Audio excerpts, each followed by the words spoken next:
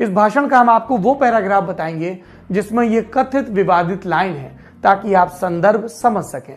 भाषण अंग्रेजी में है, आपको स्क्रीन पर उसकी इबारत नजर आ रही होगी। मैं सहूलियत के लिए उसका हिंदी अनुवाद बताता चलता हूं। मनमोहन सिंह ने कहा था, मेरा मानना है कि हमारी सामूहिक प्राथमिकताएं स्पष्ट हैं। कृषि, सिंचाई, जल संसाधन, स्वास्थ्य, शिक्षा, ग्रामीण बुनियादी ढांचे में महत्वपूर्ण निवेश और सामान्य बुनियादी ढांचे के लिए आवश्यक सार्वजनिक निवेश की जरूरत है। साथ ही अनुसूचित जाति, अनुसूचित जनजाति, अन्य पिछड़े वर्गों के लोग, इनके उत्थान के लिए कार्यक्रम हो। अल्पसंख्यकों, महिलाओं और बच्चों के लिए कार्यक्रम हो।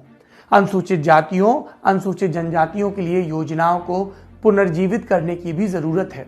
हमें नई योजनाएं लाकर यह सुनिश्चित करना होगा कि अल्पसंख्यकों को और खासकर मुस्लिमों का भी उत्थान हो सके, विकास का फायदा मिल सके।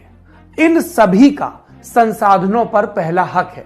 केंद्र के पास बहुत सारी जिम्मेदारियां हैं और ओवरऑल संसाधनों की उपलब्धता में सबकी जरूरतों का समावेश करना होगा। आपने सुना, इस भाषण में कहीं नहीं कहा गया कि देश के संसाधनों पर पहला हक किसी एक समुदाय का है।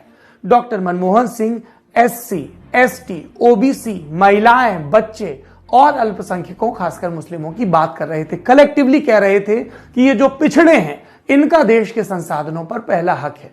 इसी संदर्भ में कहा गया संसाधनों के बारे में, और अल्पसंख्यकों में मुस्लिम भी शामिल हैं। लेकिन उनके बयान को इस तरह से प्रचारित किया जाने लगा अगले रोज से ही कि प्रधानमंत्री बोले मुसलमानों का संसाधनों पर पहला हक, और फिर अगले रोज ही यानी 10 दिसंबर 2006 को प्रधानमंत्री के इस एनडीसी भाषण के बाद जब सुर्खियां बनी तो पीएमओ से स्पष्टीकरण आया। प्रेस रिलीज जारी हुई जिसमें बताया गया टेक्स्ट के साथ कि प्रधानमंत्री ने असल में क्या कहा था। हमने अभी आपको बताया। यह रिलीज आज भी प्रधानमंत्री दफ्तर के आर्काइव में मौजूद है। प्रधानमंत्री दफ्तर जो अब हमारे मौजूदा प्रधानमंत्री नरेंद्र मोदी को रिपोर्ट करता है।